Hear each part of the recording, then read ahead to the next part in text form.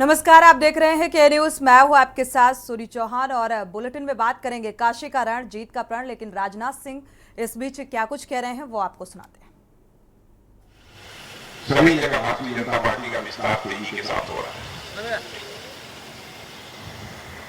इसलिए मैं आप सभी से यही अपील करूंगा कि आप सबका सहयोग हम सबको प्राप्त हो और जो हमारे बड़े बुजुर्ग हैं उनका आशीर्वाद प्राप्त हो, नौजवानों का संबल प्राप्त हो, ताकि हमारा ये देश तेजी के साथ आगे बढ़ जाए और 2047 तक 2047 तक भारत को हम दुनिया की डेवलप्ड कंट्रीज की क्यू में लाकर खड़ा करना चाहते हैं। और आज हम भारत को 2027 तक दुनिया की टॉप 3 इकोनॉमी में लाना चाहते हैं। हमारी इच्छा है कि 2047 क्रॉस करते करते भारत की इकोनॉमी दुनिया की सबसे बड़ी इकोनॉमी है। इसकी सही ये हम लोगों की कोशिश है और यही लक्ष्य सामने रखकर हम लोग आगे बढ़ रहे हैं। मैं आप लोगों से क्षमा चाहूंगा कि मैंने बैठकर बोलना पड़ रहा है और मैं जानता हूं बैठकर बोलने में वो चीज आ नहीं पाती,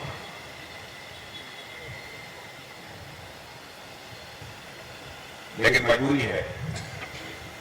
फिर कभी यदि कोई कार्यक्रम होगा तो मैं निश्चित रूप से इंटेलेक्चुअल के बीच में आऊंगा और बहुत सारे इस समाज से संबंधित जो इश्यूज हैं उन पर वाइडली आप सबके सामने चर्चा करने की मैं कोशिश करूंगा। मैं आप सबको धन्यवाद देते हुए अपना निवेदन यही समाप्त करता हूं।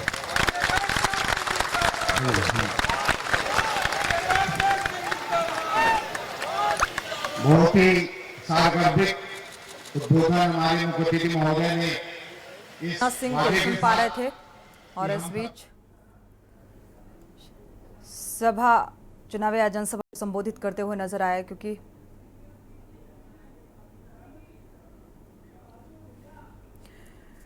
तो बात करते हैं काशी का रण, जीत का प्रण। मंगलवार का दिन प्रधानमंत्री मोदी के नामांकन के दिन रहा, बेहद अहम रहा, बेहद खास। सुबह से ही पीएम मोदी के नामांकन की तैयारियां शुरू हो गई थी और प्रधानमंत्री ने मां गंगा की आरती की और सीधे काल भैरव पहुंचे और इसके बाद डीएम ऑफिस पहुंचे, नामांकन दाखिल किया। आपको बता दें कि प्रधानमंत्री के नामांकन के लिए भव्य कार्यक्रम आयोजित किया गया। इस दौरान गृह मंत्री अमित शाह, रक्षा मंत्री राजनाथ सिंह सहित कई पार्टियों के चीफ और कई राज्यों के मुख्यमंत्री भी मौजूद रहे। पीएम मोदी के नामांकन को देखते हुए वाराणसी कलेक्ट्रेट परिसर में कड़ी सुरक्षा व्यवस्था की गई थी। वाराणसी के BW गेस्ट हाउस से निकलने के बाद पीएम मोदी सीधे दशाश्वमेध घाट पहुंचे और उन्होंने पूजा अर्चना की और इसके बाद अपना नामांकन दाखिल किया। 2019 का सब रिकॉर्ड टूटेगा। मोदी जी फिर से प्रधानमंत्री बनेंगे। 400 पार का नारा है वो भी पूरा हो जाएगा। अच्छा, महाराष्ट्र से कितनी सीटें दी जा रही है मोदी को? मिशन 45 हमारा है और मिशन 45 हम सक्सेस करेंगे। सर, राहुल गांधी तमाम आरोप लगा रहे हैं प्रधानमंत्री के ऊपर, तमाम तरीके की असभ्य भाषा का भी इस्तेमाल हो रहा है। उनको जवाब इस देश की जनता देगी। यहाँ पर जो काम है, विकास है, डेवलपमेंट है, इसे मोदी जी ने प्रायोरिटी दी है और राहुल गांधी जी ने जो विकास के एंटी डेवलपमेंट, ये उनका रवैया है। यहाँ पर एक तरफ देशभक्ति है।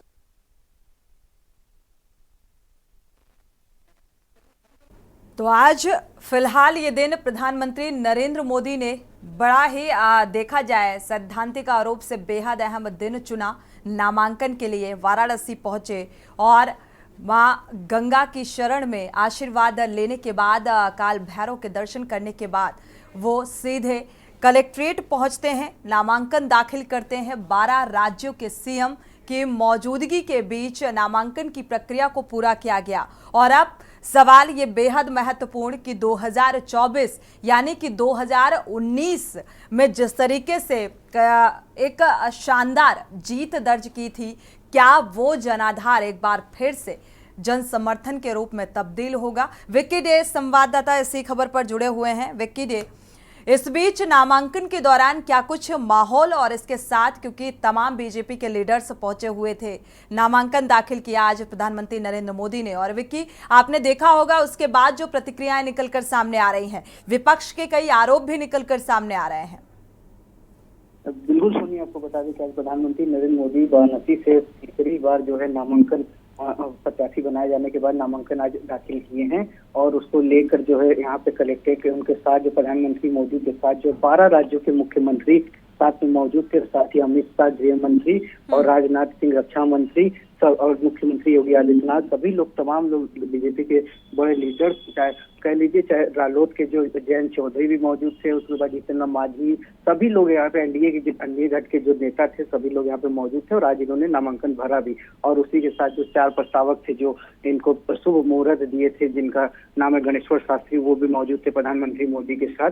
और उन्हीं नक्षत्र में जो पुण्य नक्षत्र था, उन्हीं उस नक्षत्र के अनुसार जो है प्रधानमंत्री मोदी ने काल भैरव मंदिर के दर्शन के बाद, गंगा पूजन के बाद कलेक्टर ऑफिस पहुंचकर नामांकन दर्ज किया है। और कहीं न कहीं जो जनता का जो प्यार मिला है, कल जो रोड शो था उसके दौरान जो इतनी भारी संख्या में जो जनता का प्यार मिला, जो जनाधार था, जब मोदी के प्रति जो प्यार था वो लोगों में दिखा है। और कहीं न कहीं जो है इस बार जो है भारतीय जनता पार्टी की जो प्रतिक्रिया नामांकन के बाद, हमने कई लोगों से बात किया, एकनाथ शिंदे मुख्यमंत्री थे, उनसे भी बात किया, उन्होंने कहा कि प्रधानमंत्री मोदी की जो नारा है 400 पार का, वो इस बार पार होगा भी और ये देखेंगे भी विपक्ष की वो पार होगा। और साथ ही साथ वाराणसी तो जीतेंगे, प्रधानमंत्री एक बार फिर से तीसरी बार प्रधानमंत्री नरेंद्र मोदी ही बनेंगे, ये हमारा बिल्कुल।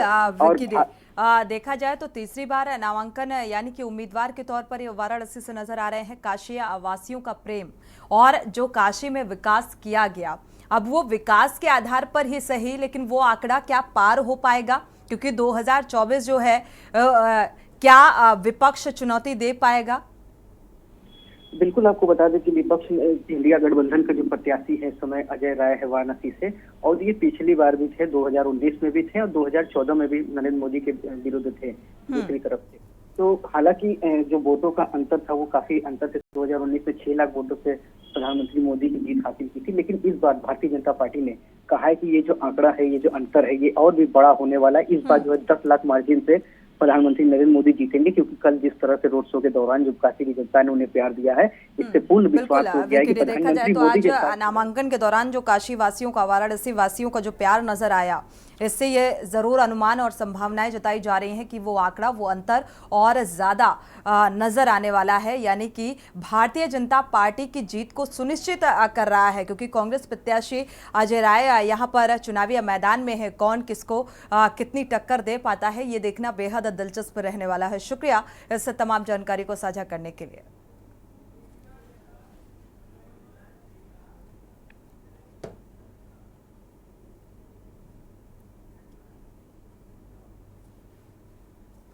और आगे बात करते हैं, योजनाएं बेकार जाएगी सरकार। उत्तर प्रदेश के झांसी में समाजवादी पार्टी के मुखिया अखिलेश यादव और राहुल गांधी ने साथ जनसभा को संबोधित किया और दोनों संयुक्त जनसभा को संबोधित करने के लिए पहुंचे।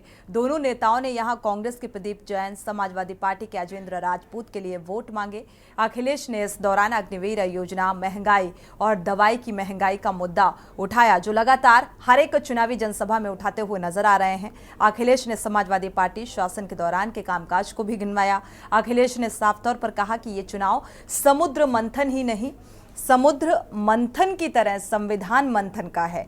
राहुल ने कहा कि ये चुनाव संविधान बदलने की बात करने वालों के खिलाफ वोट करने का है और इसीलिए ये चुनाव संविधान बचाने का चुनाव है। राहुल गांधी ने कहा कि मुफ्त अनाज योजना कांग्रेस की सरकार लेकर आई थी। राहुल ने लोगों से कहा कि गरीबी और गरीबों, किसानों की सरकार बननी चाहिए और अंबानी अडानी की सरकार हटाई जानी चाहिए।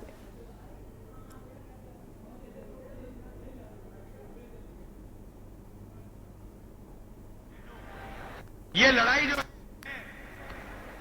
इलेक्शन जो है, पहली बार ये इस संविधान को बचाने का इलेक्शन है।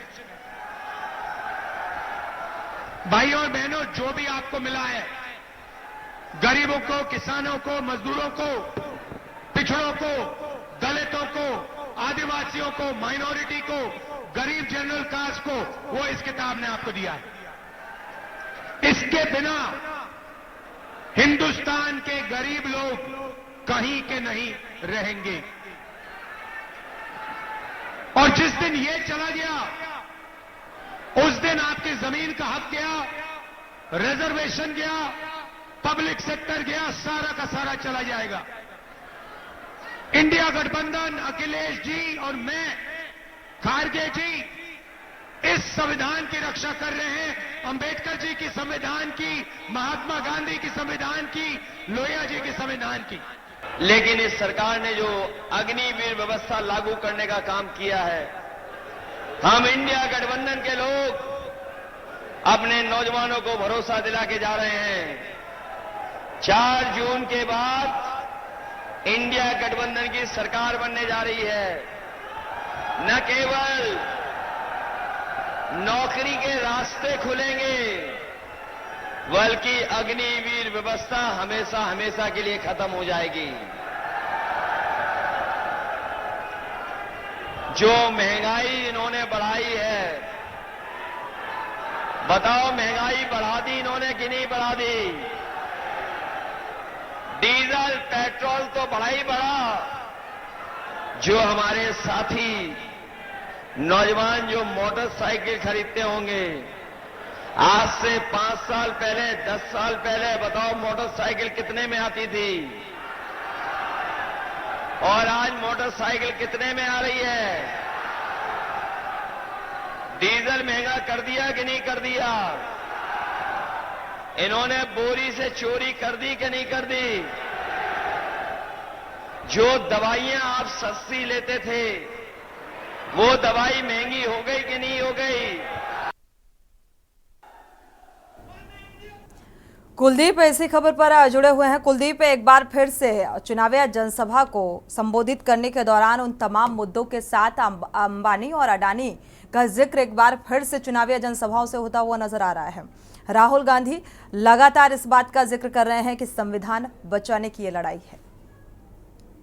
देखिए, पूरा का पूरा फोकस लोकतंत्र बचाने के बात पर ही रहा। सारी बातें इसके इर्द गिर्द घूमती रही।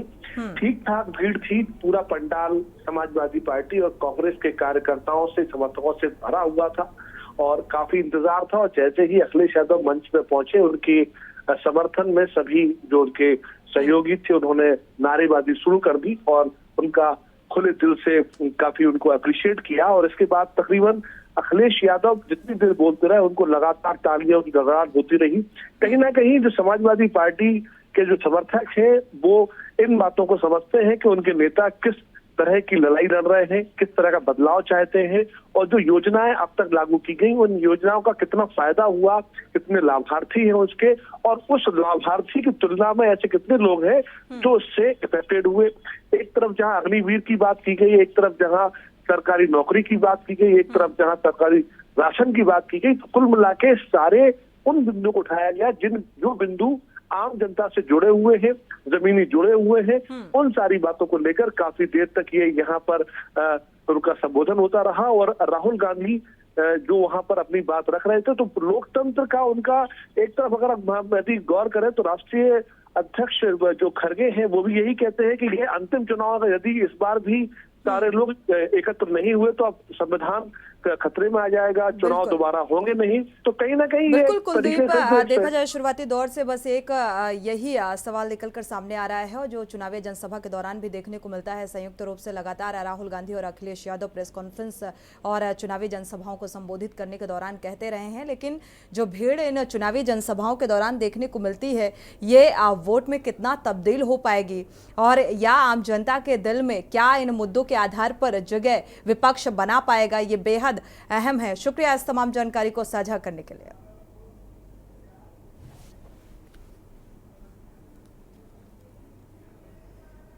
बढ़ते आगे और बात करते हैं ताबड़तोड़ प्रचार फॉर्म में केजरीवाल, क्योंकि लगातार देखा जाए जब अंतरिम जमानत के बाद से जो दिल्ली के मुख्यमंत्री हैं अरविंद केजरीवाल, वो जमानत मिलने के बाद से लगातार सक्रिय हैं। चुनावी प्रचार के लिए सीएम केजरीवाल हरियाणा के कुरुक्षेत्र में नजर आए। पहुंचे। उन्होंने बीजेपी पर जमकर निशाना साधा और रोड शो के दौरान अरविंद केजरीवाल ने कहा कि मुझे प्रचार के लिए 20 दिन की मोहलत मिली है। यह ऊपर वाले का चमत्कार ही था कि मुझे प्रचार के लिए जमानत मिली। अगर आप लोगों ने कमल का बटन दबाया तो मुझे दोबारा जेल जाना पड़ेगा। अगर आपने झाड़ू का बटन दबाया तो मैं जेल नहीं जाऊंगा। बीजेपी पर निशाना साधते हुए सीएम केजरीवाल ने कहा कि हरियाणा के किसानों के रास्ते में केंद्र सरकार के अंडर आने वाली दिल्ली पुलिस ने कीलें ठोक दी थी और उन्होंने हमारी पहलवान बेटियों के साथ बदतमीजी की। हरियाणा के लोगों ने चूड़ियां नहीं पहन रखी हैं, वो इसका जवाब देंगे। अरविंद केजरीवाल ने बड़ा दावा करते हुए ये भी कहा कि इस लोकसभा चुनाव में बीजेपी हार रही है। बीजेपी की 230 से ज्यादा सीटें नहीं आ रही। मोदी सरकार वापस नहीं आ रही।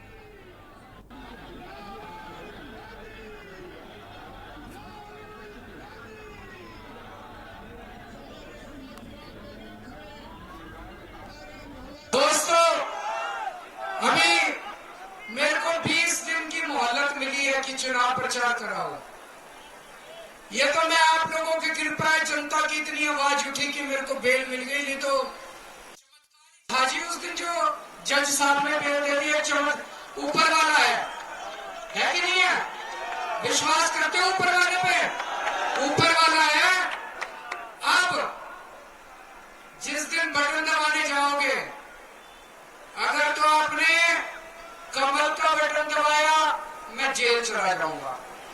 और अगर आपने झाड़ू का बटन दबाया, मेरे को दोबारा नहीं जेल जाना पड़ेगा। अब आपके ऊपर है। जो ये मुद्दा केवल इसका लिए ये मुद्दा है कौन कौन चाहता है केजरीवाल जेल जाए और कौन कौन चाहता है केजरीवाल जेल ना जाए। जिस दिन बटन दबाने जाओ, मन में ये सोच लेना केजरीवाल को जेल भेजना है कि नहीं भेजना। दूसरी बात, दिल्ली का मुख्यमंत्री हूं। आज से 3-3.5 साल पहले मैं देख रहा हूं आप में से बहुत सारे किसान हैं कि नहीं है? पूरे देश के किसान, खासकर हरियाणा और पंजाब के किसान दिल्ली के लिए रवाना हुए थे। हरियाणा और पंजाब के किसान खासकर दिल्ली के लिए रवाना हुए थे। उनको दिल्ली में नहीं घुसने दिया। मेरे को बड़ा बुरा लगा। मेरी चली नहीं, क्योंकि पुलिस हमारे पास नहीं है। दिल्ली के अंदर पुलिस हमारे पास। इन्होंने सड़कों के ऊपर कीलें ठोक दी। बढ़ते आगे और बात करते हैं विधायक से तकरार, खाकी परिवार। यूपी के कानपुर में एक सब्जी विक्रेता ने चौकी इंचार्ज और सिपाही पर प्रताड़ना के गंभीर आरोप लगाते हुए आत्महत्या कर ली और फांसी लगाने से पहले उसने एक वीडियो भी बनाया जिसमें सब्जी विक्रेता ने अपना दर्द बयां किया। वीडियो वायरल होने के बाद पुलिस महकमे में हड़कंप मच गया। आरोपियों पर एफआईआर दर्ज कर पुलिस ने जांच पड़ताल शुरू कर दी और इस बीच क्षेत्र के बीजेपी विधायक अभिजीत सिंह सांगा मौके पर पहुंचे और उनकी एक पुलिस अधिकारी से नोकझोंक भी हुई। इस घटना को लेकर परिवार वालों और स्थानीय लोगों में काफी आक्रोश भी देखने को मिला। सूचना मिलते ही भारी पुलिस बल मौके पर मौजूद रहा। बिठूर विधायक अभिजीत सांगा वहां मौजूद थे। तभी बातचीत के दौरान बीजेपी विधायक और आईपीएस अमोला मुरकुटा में नोकझोंक देखने को मिली, जिस पर विधायक अभिजीत सिंह सांगा ने आईपीएस को वहां से चले जाने को कह दिया और घटनाक्रम के बीच अब पब्लिक ने हूटिंग शुरू कर दी। मुझे मिले वो कर दूंगा, आपका मतलब देखिए आपका ये नहीं है। देखिए आप पर्सनली मुझे क्यों बोल रहे हैं और मामला क्या चल रहा है? आप देखिए विषय इसलिए कह रहा हूँ क्योंकि पूरे क्षेत्र में पुलिस के प्रति अविश्वास है, इसलिए मैं कह रहा हूँ आपसे। तो मुझसे आप क्योंकि जाइए, आप यहाँ से बिल्कुल जाइए, कोई जरूरत नहीं। आप हमको अकल ना दिखाइए। आप अगर बताए मैं भी जनता का प्रतिनिधि हूँ, आप इस तरह बात करेंगे? अरे आप जाइए।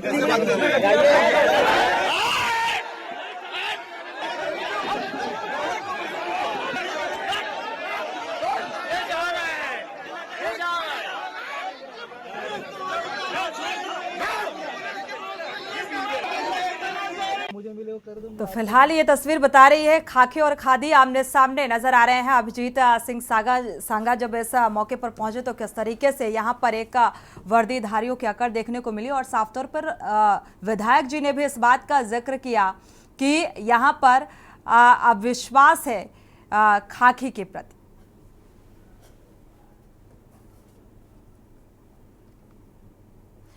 बढ़ते आगे और बात करते हैं कंगना की हुंकार, सपना होगा साकार। हिमाचल प्रदेश की मंडी लोकसभा सीट का अगर जिक्र किया जाए तो बीजेपी की प्रत्याशी हैं कंगना रनौत ने नामांकन यहां से दाखिल किया और मंगलवार को कंगना ने उपायुक्त कार्यालय पहुंचकर पर्चा दाखिल किया और इस दौरान हिमाचल विधानसभा में नेता प्रतिपक्ष जयराम ठाकुर भी मौजूद रहे।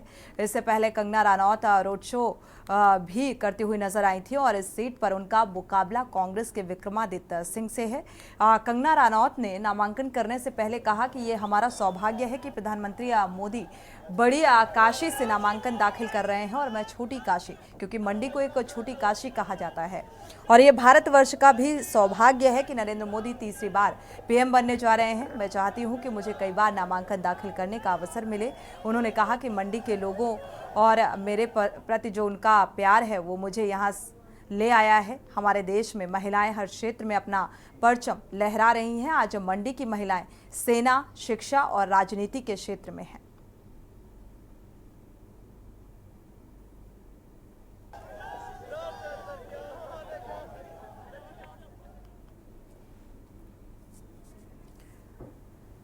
अगली बड़ी खबर का रुख कर लेते हैं। सिसोदिया की बेल, ईडी का खेल।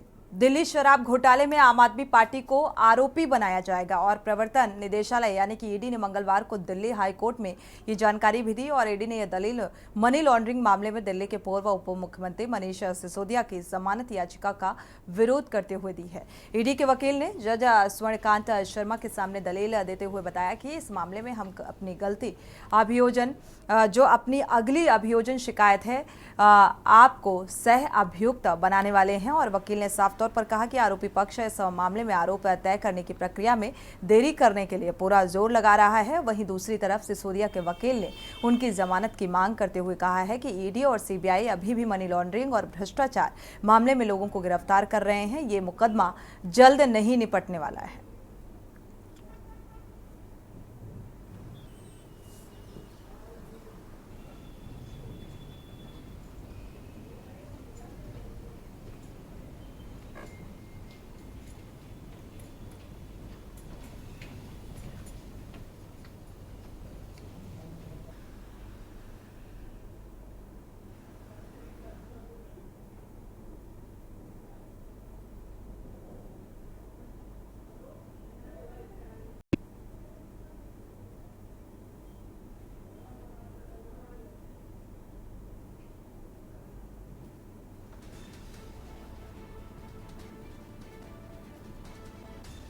तो फिलहाल जमानत याचिका के विरोध में ईडी ने अपनी दलील दी है, क्योंकि लगातार कोशिशें की जा रही हैं क्योंकि ईडी का जो शिकंजा है वो फिलहाल जिस तरीके से आम आदमी पार्टी के उन तमाम नेताओं पर कसता हुआ नजर आ रहा है उसको लेकर एक आपत्ति दर्ज कराई गई याचिका और सिसोदिया के जो वकील हैं वो लगातार जमानत की मांग कर रहे हैं। तो फिलहाल इस पर क्या कुछ फैसला निकलकर सामने आएगा ये देखना होगा, लेकिन ईडी की तरफ से अपनी जो दलीलें हैं ईडी की वो सामने आ रही हैं।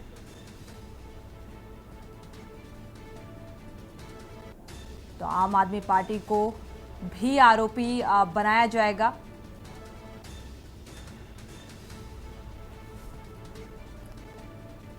अखिलेश सिंह विशेष संवाददाता इसी खबर पर जुड़े हुए हैं। अखिलेश, लगातार देखा जाए ईडी की अपनी दलीलें सामने आ रही हैं और आम आदमी पार्टी को भी आरोपी बनाया जाएगा, इस तरीके की जो बातें हैं निकलकर सामने आ रही हैं, यानी कि ये जो मुकदमा है फिलहाल जल्द निपटने की कोई उम्मीद नजर नहीं आ रही।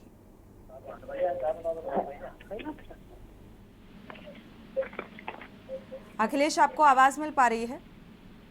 जी जी, अब वो सवाल रिपीट करेंगे। क्या अपडेट है इस मामले में?